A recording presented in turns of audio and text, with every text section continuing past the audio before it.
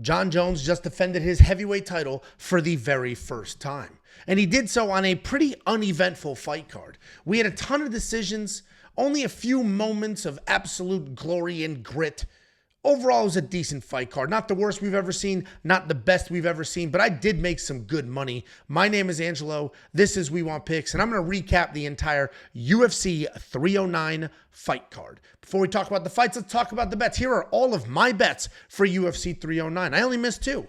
It was two money lines. I had missed Damon Jackson. I got him at minus 115 long before he came a ridiculous 2-1 favorite. And then Bassil Hafez. We'll talk about that fight a little later because he was up 2 rounds before that unfortunate third-round knockout loss. But the rest of these bets absolutely smacked. I'm very proud of these. I am very happy. I was nervous going into this card. There didn't seem like a lot of value, but I somehow found it. The safety parlay was Jake Paul and the over on the Moura Hardy fight, and that did hit. And this wasn't the only week that the safety parlay hit. That was the 7th in a row. The 7th event in a row where the safety parlay did what it does. 6.45 units of net profit over the last 7 events, 92% return on your investment. And all of these stats are only from one single bet, the safety parlay. The dark green, the 4 there, were plus money safety parlays.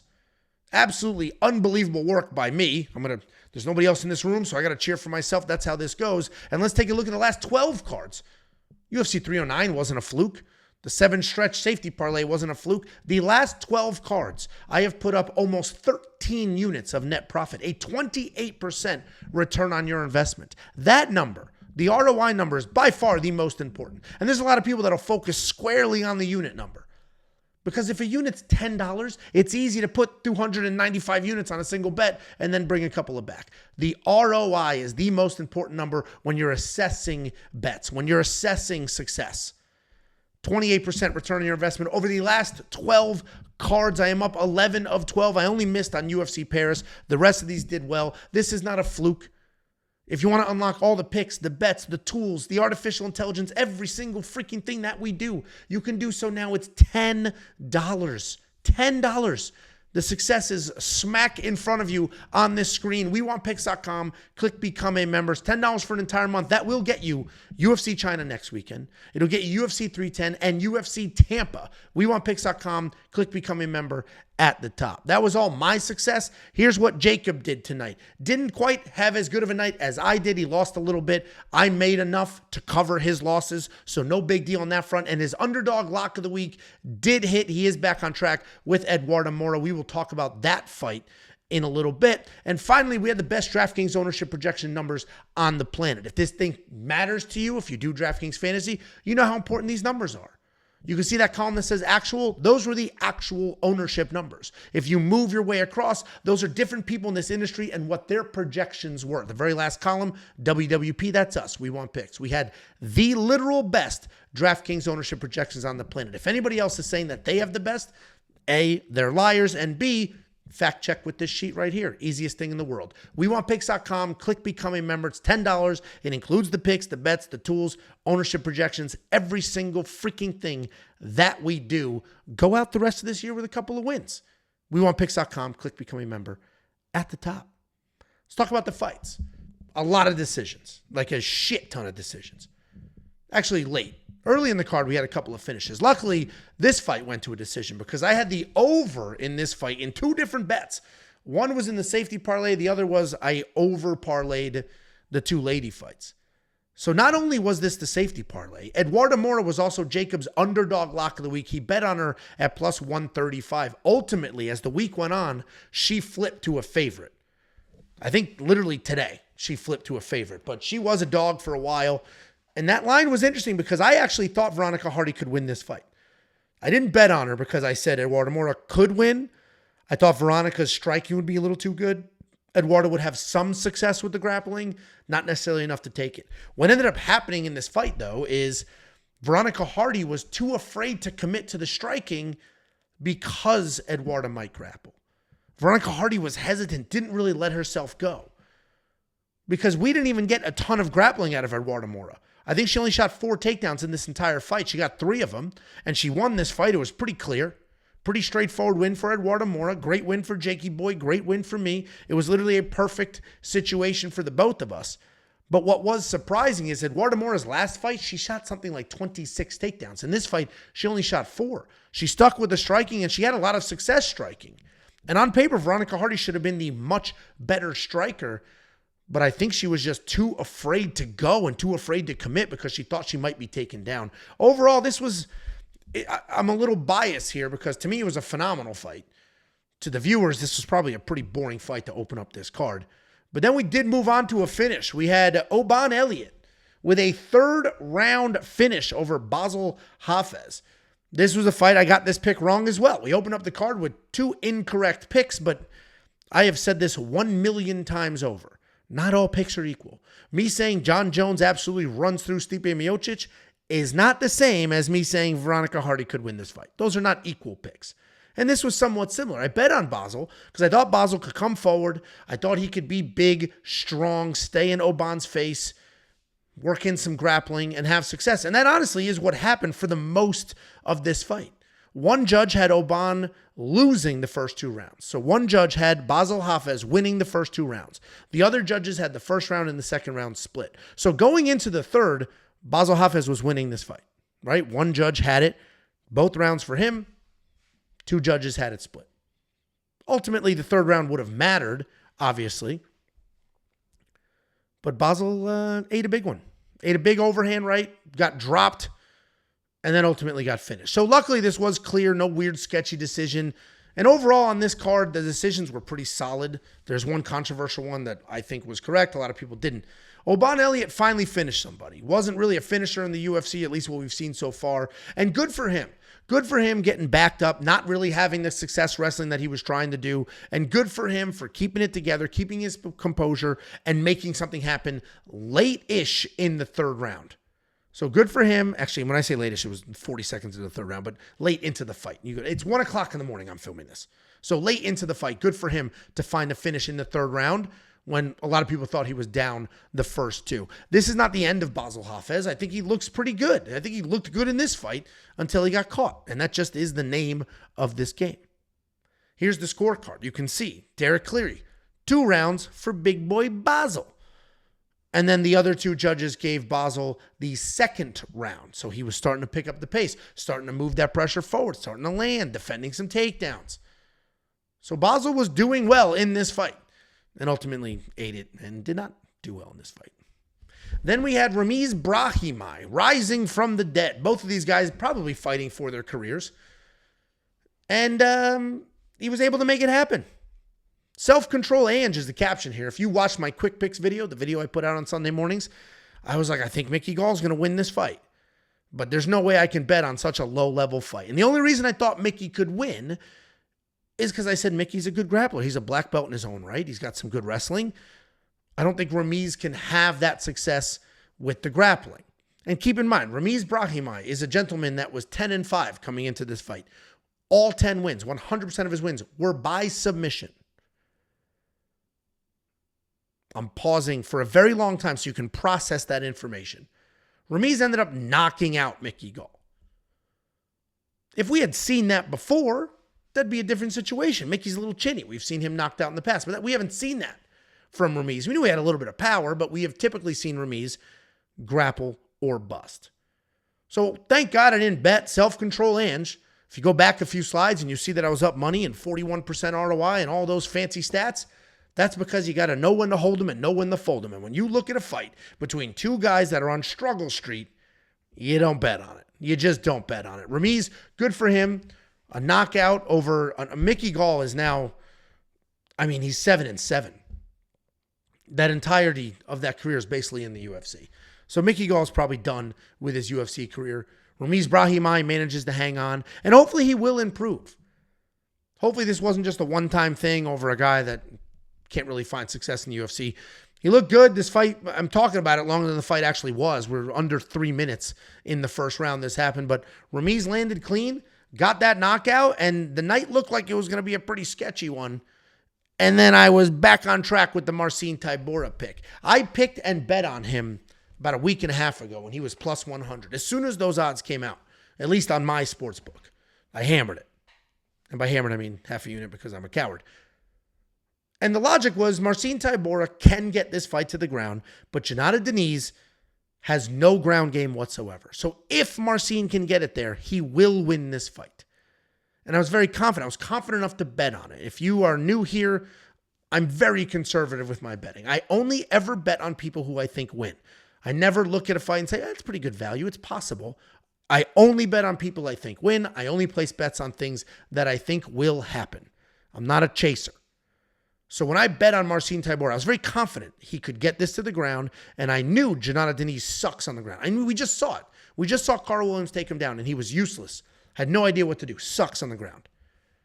But then as the week went on, and I was like, Marcin is old. Marcin is slowing down. Marcin is a little... Tom Aspinall put him out.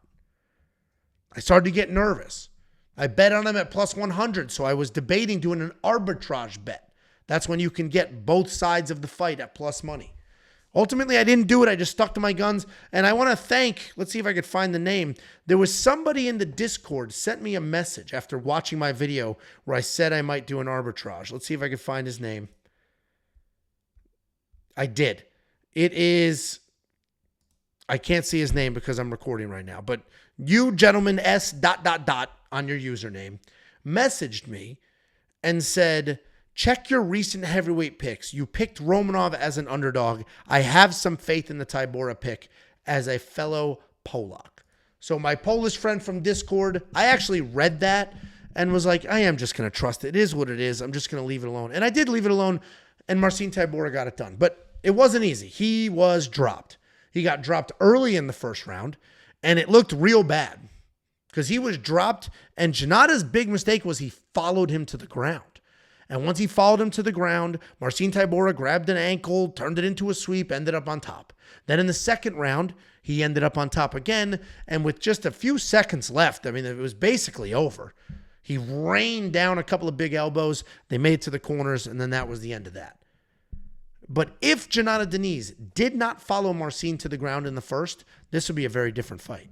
Following him to the ground did two things. One, put him in an unfortunate position where he was on his back. And two, gave Marcin the ability to recover and then the confidence to continue. Oh, I know I can dominate him. I just have to get it on the ground. So Marcin Tybura got it done. I'm very glad I got him at plus money, and good for him. Then we had David Onama taking on very short notice Roberto Romero. This fight was dicey. This was the fight of the night. If they both don't get the bonus, I don't know who's going to get the bonus. Obviously, Jim Miller should probably get one, but as far as a single fight is concerned, two gentlemen together, this was fight of the night. They absolutely went at it. They both dropped each other. David Onama was almost knocked out and then choked out early. And then Roberto Romero was also dropped and in a ton of trouble. Back and forth fight, absolutely spectacular. Couple of takeaways. David Onama started to pick up steam, but that's what you would expect from a UFC veteran fighting a guy making his UFC debut on 4 days' notice. And then Onama started to style on him and like, it's like, okay, you're starting to feel yourself. I get it. But like, you were dropped by this guy 6 minutes ago. And this guy has never fought in the UFC. Brand new, short notice, he dropped you. He almost finished you. So the styling was interesting. It's like, yeah, dude, he's tired because he didn't have a full training camp. You should be a little embarrassed. David Onama was a minus 1,200 favorite. I think he actually was the biggest favorite on the entire card. And he almost got finished twice. So a couple things. One, David Onama is good, and he is a dog. He has no quit in him. He's a dog who'll continue to fight. And in this fight, he worked his way out of trouble in two different instances. He was dropped big bad, and then when he had his back taken. And two, Roberto Romero's decent. He showed up when it mattered, because if you go do the research and you watch the tape, Roberto Romero is a forward pressure grappler. He gets you to the cage, tries to work some sloppy ass takedown. That's who he was. His striking wasn't very good. He was always tough. And then you watch this fight. All of a sudden, his striking is in Onama's face. His striking's pretty good. We knew he was tough, but he stayed tough. Roberto Romero surprised a lot of people. He looked really good in this fight. And if he had a full camp, this might have gone differently. Or if he had a full camp, maybe Onama wouldn't have taken him so easy. Maybe Onama took him too lightly, thought he was no big deal. But either way, this was an absolute war. Respect to both these guys. Onama was in some trouble, but he pushed through, and you love to see that. We'll talk about Karine Silva.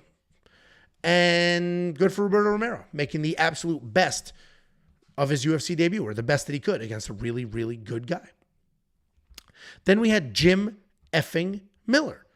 This is a grainy picture, but this is an actual picture of Jim Miller winning this fight by guillotine. He jumped guillotine. And Jim Miller was having some success in the feet too. This was one of only 2 bets that I lost because I thought Damon Jackson would be able to get the takedowns. And he couldn't. He got to the leg a few times, but couldn't get the actual takedown. This was the closest to a takedown he got. He grabbed the single, sort of ran around the corner a little bit, was turning it into a double, and then Jim Miller instantly pulled guard, jumped guillotine, and locked it in tight. And good for him, because I was like, no, modern black belts and old school black belts, we shouldn't be that afraid. And not that a guillotine is like the most high-level technique of all time, but Jim Miller's ability to lock it up, know exactly how hard to squeeze, where to squeeze. Look at his chin. I mean, he's doing this perfectly. His ass is off the mat, so his legs are squeezing and bringing the body forward. He's got his forearm under the neck, and he's got his own chin leaning down, and it's just a perfect leverage. Legs are going in one direction, arms and chin and everything. He did it perfectly. You can see how tight this is. Damon Jackson was ready to tap before they even hit the mat, and this was absolutely perfect for Jim Miller. And you know what? Good for him. I lost a couple bucks on this fight. We were up on the night, so it's no big deal. And Jim Miller at Madison Square Garden, at his advanced age, doing what he did, absolutely unbelievable. Good for him. Absolute legend of a guy. And he shouted out that squirrel that New York City killed a week or 2 ago. So good for Jim Miller. Crowd loved him there. You got to be happy for a guy like this. I mean, how do you not like Jim Miller? He was having success in the feet too. I don't know what Damon Jackson's deal is. He took the gloves off, threw him down, walked out, didn't want to do an interview. I don't know if he just frustrated himself, which I imagine he is, if he's retiring. I don't know what. And it sucks because I like Damon Jackson. I don't know why. He hasn't had he's 1-4 in his last 5, I think. Like, he hasn't had a lot of success. But for some reason, I do like him.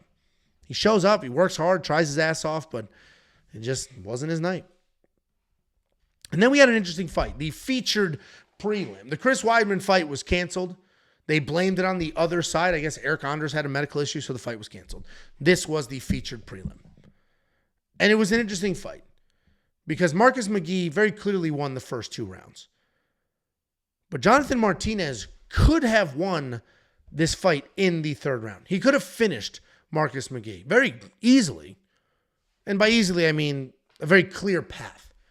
But he chose to do dumb shit. And unfortunately, that's what people do. But if we rewind, Marcus McGhee had success in the 1st and the 2nd round because he was faster, he hit harder, and he was pressuring. And Jonathan Martinez was just a little too hesitant, just not letting himself go, just like waiting for the perfect opportunity. But at the end of the 2nd round, he very clearly lost the 1st.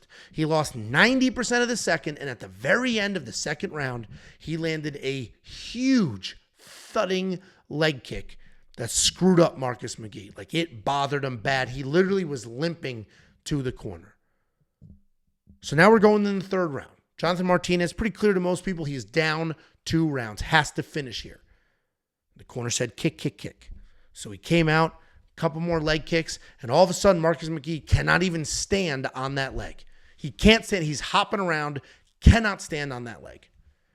So now he's got to switch stances, literally jumping up, running backwards, trying to just stay tough because he's smart enough to know I'm up 2 rounds as long as I don't get finished here. And at some point, almost about halfway, a little past halfway in the 3rd round, Jonathan Martinez lays on those leg kicks. Marcus McGhee is almost done, can barely walk. And Jonathan Martinez just holds him against the cage. Shoots a takedown out of absolutely nowhere. Out of nowhere. Just, you know what? Maybe I should shoot a takedown here. You know how I almost had him finish with the kicks? I think I'll shoot a takedown. And that's what his dumbass did. Held Marcus McGhee against the cage, burned some time off the clock. Marcus's leg shakes off a little bit. And then, they fight a few more minutes. Round's over. Boom, 29-28 across the board. Marcus McGhee wins this fight 2 rounds to 1. And that is just fight IQ. When we talk about fights, there's a few things that there's no excuses for. One is cardio. You have no excuse for shit cardio. You can control cardio. Some people have it as a God-given gift, like a good chin. But if that's not a gift, if you weren't gifted cardio, you can go earn it. Just run. Just run. And fight IQ. Fight IQ is another one. And I understand some people are smart, some people aren't as smart. Just check any YouTube comment section and you will find plenty of not smart. But the reality, not you guys though, you guys are spectacular. The reality is fight IQ for somebody that is fighting at the highest possible level, at the biggest promotion on planet Earth, who was trained at a great gym, surrounded by great coaches, to make decisions like that, career impacting decisions, is insane. There's not an excuse for that.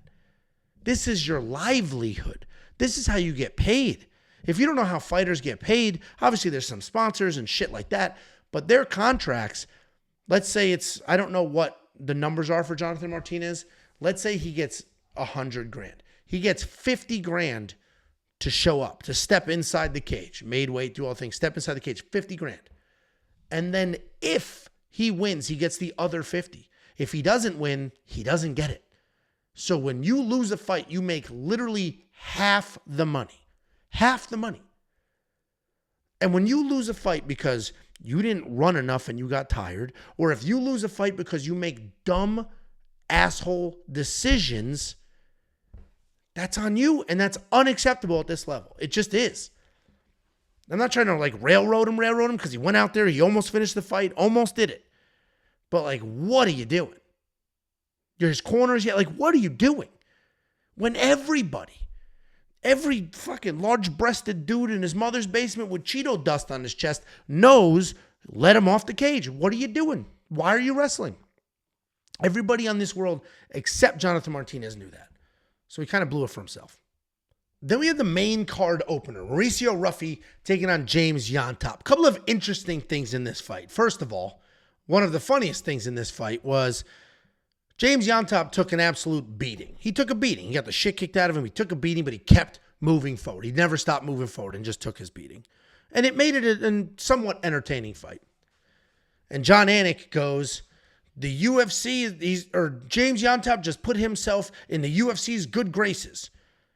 And then there was like a little bit of silence for a minute or two, right? And Jon Anik was talking about because James is fighting like a man. And DC goes, John, he missed weight by 20 pounds. And I literally was cracking up laughing because he's 100% correct. James Llontop not only had them change the weight class because he was fat and overweight, he then missed the new weight. He missed the new weight. So no, unacceptable. And he's probably going to get cut because of that, even though he did come out here and make this a somewhat entertaining fight. But getting the shit beaten out of you and moving forward like a zombie isn't really a fight skill. It's a testament to how tough you are and how durable you are, but it doesn't involve any actual skill or technique. You're just insanely tough, and good for you, because his toughness and his durability, those are things you can't train. You just have it or you don't. Some people are quitters and some people are not. James Llontop, we can all collectively say with confidence, is not a quitter and is very tough. He's also not a very good fighter. So he's most likely cut. You can't miss weight and lose a bunch of fights and keep your job. With that being said, Mauricio Ruffy was supposed to be the second coming of Jesus Christ in MMA. He was supposed to be the big deal. They were talking all week long of everybody at the Fight Nerds gym, including Kyle Barallo, Jean Silva, Carlos Prates. Of all those people, Mauricio Ruffy's the best one. That was the narrative. And you know what? We had flashes of it. But he also does a couple weird things. One, he gets too flashy. He starts styling for no reason. And not regular flashy, like hands down, do something fun. Like jump in the air, do some wild spinning nonsense. Get on the floor and do a breakdancing move to try to kick somebody's shin. Both of those things happened in this fight. I don't know what the technique terms are for that shit, but he did both of those things. And both times he did those things, it like put him in a weird position. He also slowed down big time. He lost the third round. A minus 900 favorite lost the third round. He lost the third round of a fight where he dropped the dude multiple times and his eye was swollen shut. And that's because he does flashy things he doesn't need to do, and he slowed down. I don't know if it's a cardio thing or what. Maybe there was an adrenaline dump when he thought he had James Llontop finished. And we'll give Ruffy some grace here. This was only his 12th professional fight ever. His only second fight in the UFC. So by no means should he be held to the same standard as Jonathan Martinez, who has way more experience. But I do think they need to clean it up. I get the flashy, the fun, and all that. But you're going to do some spinning nonsense out of nowhere and get taken down, and then you got a problem. Or you're going to do it when you shouldn't be doing it and get caught. I mean, it was at the end of his career, but remember when Anderson Silva did that with Chris Weidman? Hands down, moving around like a fool. Boom, out. Mauricio Ruffy is very good. I do think he needs to clean some of this stuff up. And depending who he fights, we may have a future fade here if he continues to do the craziness. Because, yes, he looked good in this fight. But James Llontop is a punching bag. So some perspective is important. He was a minus 900 favorite against a punching bag that just moved forward. And he lost the last round, slowed down. Ultimately, he is very, very good, very fast. The most success he had, though, was when James just mummy ass was moving forward and he would step off and land. Whoop, step off and land. That was the most success he had because he was just so clean. But when he fights somebody that has a little more head movement than James does, when he fights somebody that'll take advantage of the weird breakdance shin kick move, he might get himself into some trouble. So hopefully they do clean some of those things up. So I'm not saying that this was a disappointing performance because he didn't finish James. I didn't think he was going to finish James to begin with. I think it was just a little bit of an eye-opening fight because Mauricio Ruffy did a couple of things that he really shouldn't be doing and slowed down in a fight that he shouldn't have slowed down in. Then we had the main card lady fight. We had Karine Silva lose a decision she should have lost to Viviane Araújo. And there were people in the Discord furious. That was a bad decision. No, it wasn't. That was not a bad decision. If you think it was a bad decision, it's because you bet on Karine Silva. And the caption here again is self-control Ange, because I picked Karine Silva, but I didn't bet on her. I said, these odds are insane. I can't bet on her here. Viviane Araújo is a tried and true vet. I cannot bet on Karine Silva at almost 3-1 against a veteran like Viviane Araújo. I just can't do it. Because what if Karine doesn't get a finish? And she didn't.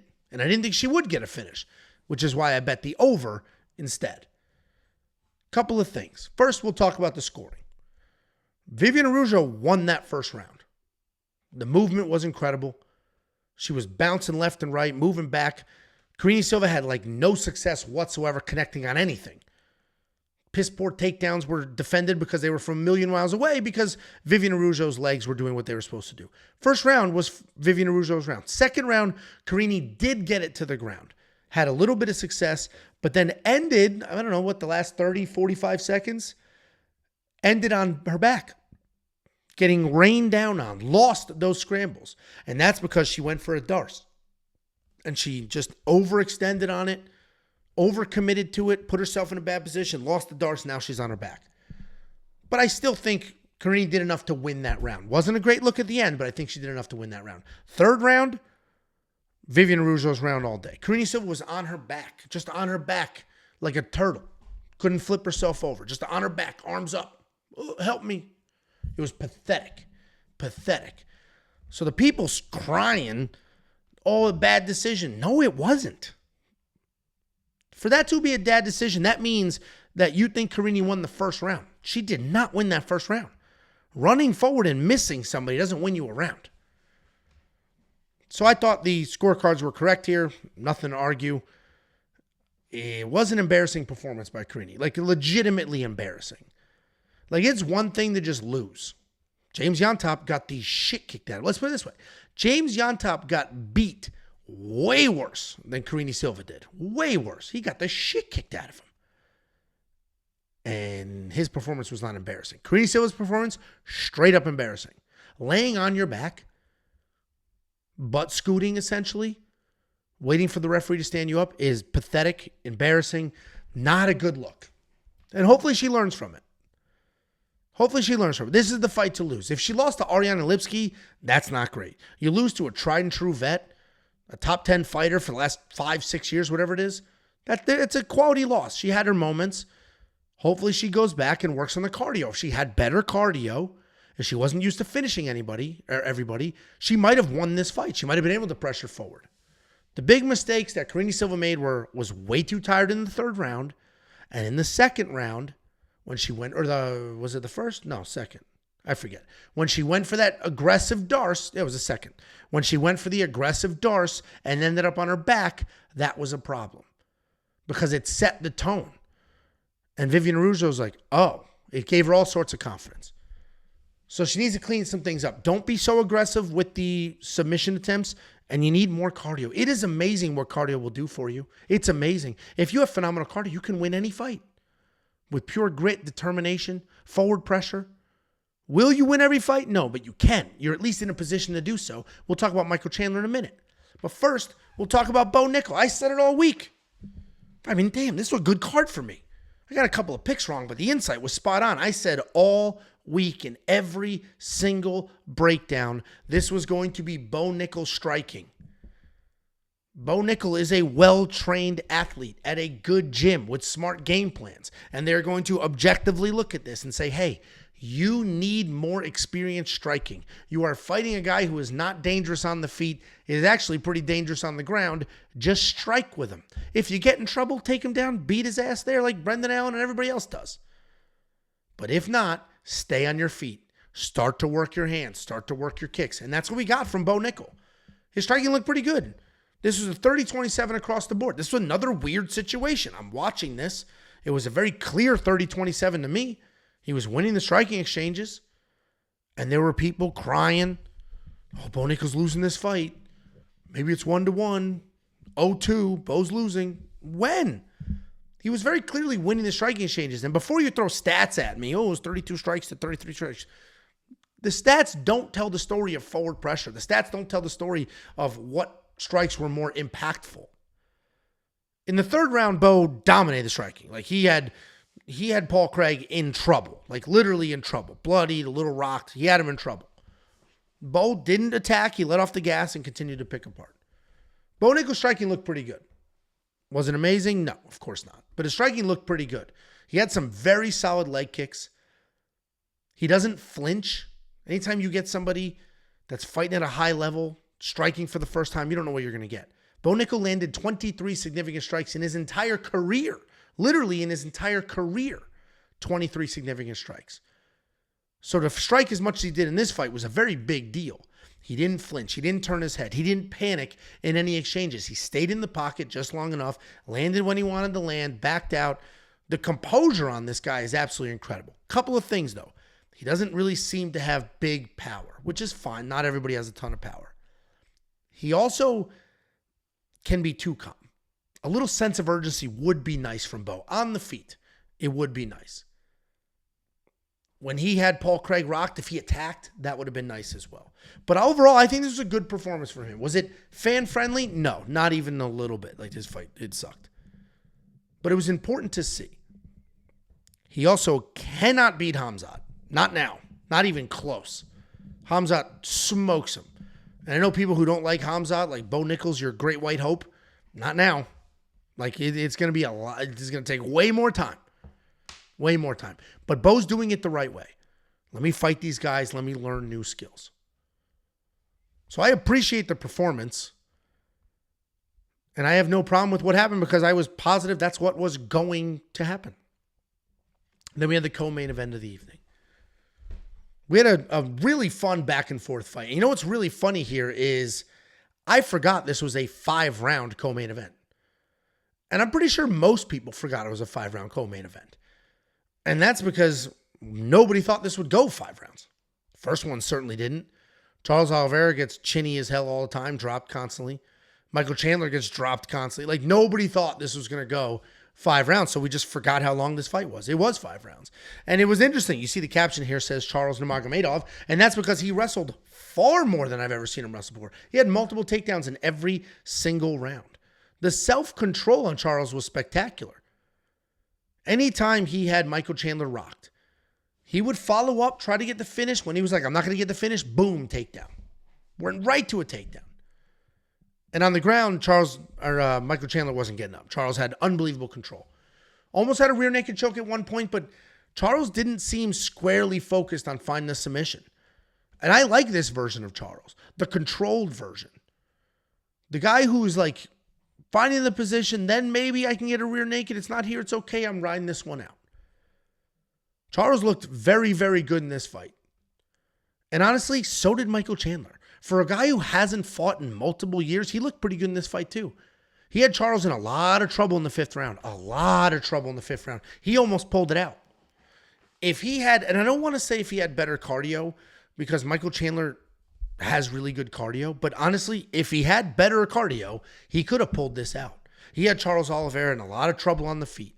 They end up on the ground, and he's just bashing the literal back of his head and only the back of his head. Ref didn't give a shit, just let it happen. But then he starts to slow down. But then he ends up in a position again where he's in Charles' guard. Just rain down, strike. You just Donkey Kong. Just go crazy trying to finish this fight. Instead, he's gassed. His arms are tired. He waits. Charles throws up a triangle. Now you're burning time. You're trying to defend the triangle instead of just raining down, maybe getting a finish. Then the whole fight ends. It was very clear Charles Oliveira was winning every single round except the 5th, where Michael had him in some trouble. But then Charles took over, had his back. And they were standing, and multiple times, Michael Chandler just, while standing and Charles on his back, just leaps backwards and slams on him, falls on him. And that was awesome. Good for Michael Chandler. Trying to win the fight, doing whatever he can. And this was an overall decent fight. It went to a decision. It had a couple of moments, but it was a lot of control time, like a ton of control time. Like it was a 25-minute fight, and we had like 5 minutes of, and the rest was just control time from Charles. I don't think it takes away from either one of them. Charles was supposed to win this fight. Michael Chandler looked a lot better than we thought he would look. He was a gamer, physically in great shape. Tried to win this fight, and he lost to a guy who's already beat him, the former world champion. So it is what it is. I hope Michael Chandler gets a quick turnaround, stays busy, gets a couple more fights before he retires. You will not find a boring Michael Chandler fight, so we can count on him for that. And then we had the main event of the evening. Couple of things. One, it went about as I expected it to. Actually, the first round was far more down the path that I thought this would go than the next 2 rounds. The first round, Jon Jones gets a takedown very quickly. He steps past Stipe's legs and then, boom, trips him right over his leg that he left out there. Ends up on top, raining down elbows, just raining down punishment, beating the shit out of Stipe on top. So I thought we would get more wrestling out of him, but that was it. 1 takedown attempt, and he got it, and that was it. The rest of it was essentially body work. Stipe had a few moments where he just moved forward in a flurry. And Jon Jones literally would run away. Literally would run away. But not, it's hard to describe because he would literally run away, but he wasn't running away and like, ooh, don't hit me. He was running away like, let me get the hell out of here and reset. He would do a quick jog, turn around, reset, ready to go.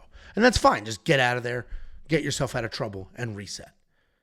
Stipe looked slow. He looked his age. He looked 42. Physically, he looked good, but his punches were slow as hell. They were from a million miles away.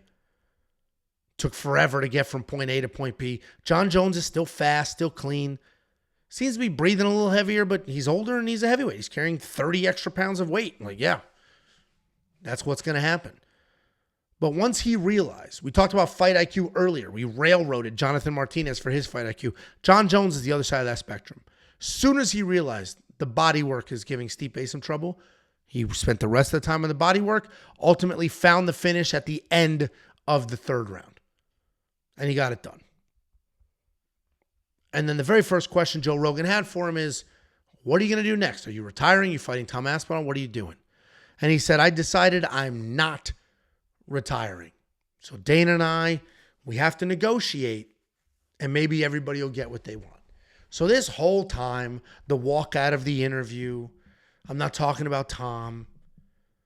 I want to go down. I want to fight Alex. That was all a public negotiation. And we said that on Thursday's live stream. Jon Jones is not afraid to fist fight anybody. It's a public negotiation. He knew what he was doing. He knows how to be a heel. Jon Jones has been one of the most loved and one of the most hated fighter on the planet for a very long time. He knows exactly how to deal with that. He knows how to manipulate. This was all a public negotiation, getting people foaming at the mouth, obsessed with the fact that he doesn't want to fight Tom Aspinall. He's a fraud, his legacy. Just getting people all riled up and crazy, demanding it. Getting Dana White to say the winner of this is going to fight Tom Aspinall next. All negotiation. Because now he has the leverage. He's the heavyweight champion of the world. Just beat the greatest heavyweight of all time. Convincingly. Bell to bell. This is what the fans want.